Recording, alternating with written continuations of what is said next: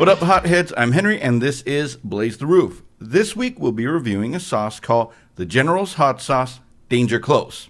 The company was founded by Dan Ballister after tailgating at an Army-Navy game in 2016. They named it after a general to remain unnamed. To this day, they will not disclose that out of the privacy. It is part of Smoke Hall Foods. They have 4 objectives: high-quality sauces, support American farmers, create jobs for veterans, and build an honorable company. Hey, those are all pretty good objectives to have for a company, right? Better than take over the world and steal all the money. The city they're out of is Columbus, South Carolina.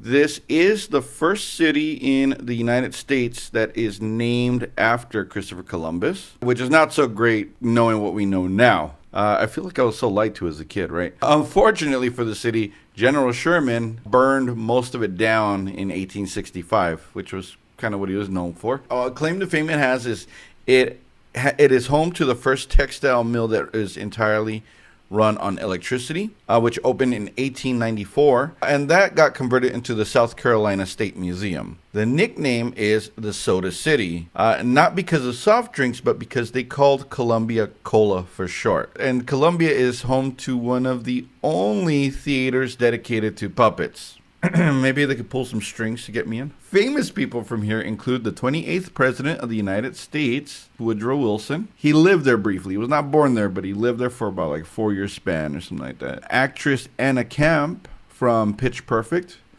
And she was also, she dated Don Draper briefly on Mad Men. I just cannot think of the fucking last name, but really pretty lady, and obviously Pitch Perfect. She is talented as well. Actress Kristen Davis of Sex and the City fame. The band Crossfade originated from here. I actually like some of their music. They're better than Nickelback, that's for sure. Hootie and the Blowfish. A lot of people gave them a lot of shit, but let's face it, a lot of people like their stuff as well. And Toro y Moi, another musical act, relatively well known, is out of here. As well as former NFL running back Deuce Staley. Now, let's look at the packaging. So, the whole reason for me actually getting this sauce is the packaging. It's a fucking grenade with a dog tag. I don't know. I mean, there's gimmicky stuff, but this looks pretty cool. I don't know if I'm going to keep the bottle. I could put it up I could probably put it up there, right? It's not I don't know. It's just different. It's pretty neat. Yeah, I mean, there's no pin to pull. That would have been kind of neat, like, to hold it in or something. I haven't opened it yet, so maybe I do need to pull a pin. But this is neat. It's just different.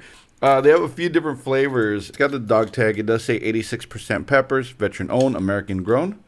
The General's Hot Sauce. No relation to the General's Insurance. 6 fluid ounces. Typically, these bottles are 5 fluid ounces, so you get an extra ounce as well. They do donate a lot to veteran causes. So let's now look at the ingredients. The ingredients here include American-grown cayenne and habanero peppers, distilled white vinegar, salt, and garlic. I don't have a special ingredient this week. We've already done all of these, but so before we get any further though, let's hear from this week's sponsor. To get in touch with your inner self, you must choose a path where you leave all attachments behind. This includes clothing. Here at the Temple of the Nudist Buddhist, we let go of all attachments. Being nude allows you to be present in the moment without the distraction of the feel of fabric on your body. Liberation is possible. No longer worry about tripping over your monk robe.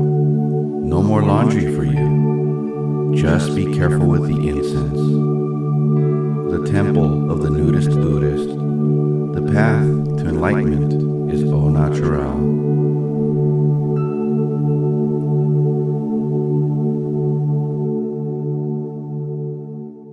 Now for the moment of truth. So there's a weird after smell. What the fuck is that?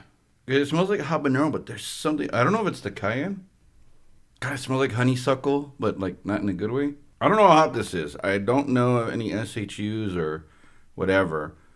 While cayenne is not the hottest thing, habaneros are. And if they're using 86% homegrown peppers, I don't know what the ratio is of cayenne to habanero. So And the way I understand it is that the guy wanted to, I'm just going to do this much.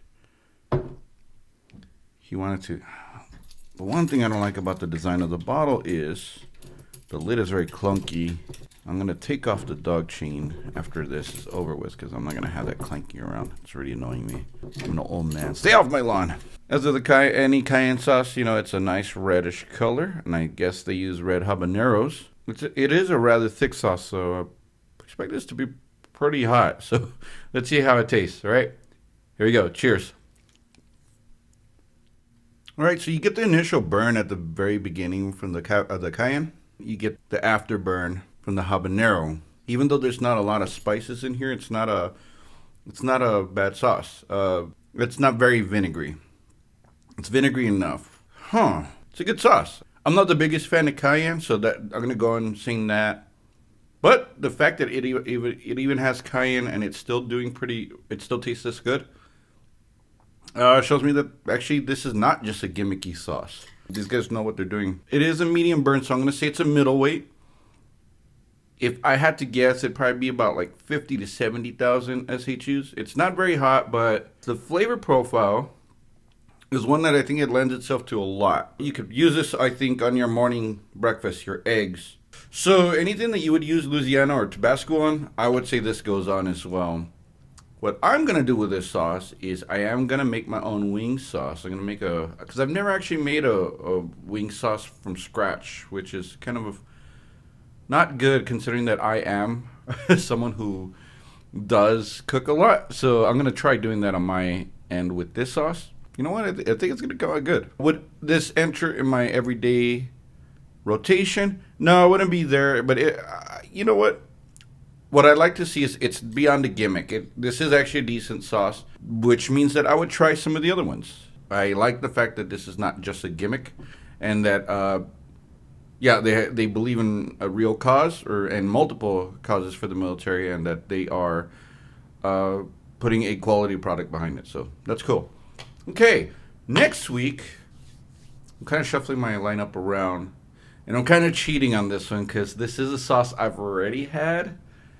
But I like it so much that I wanna review it, and it's Arthur Wayne's Limitless sauce.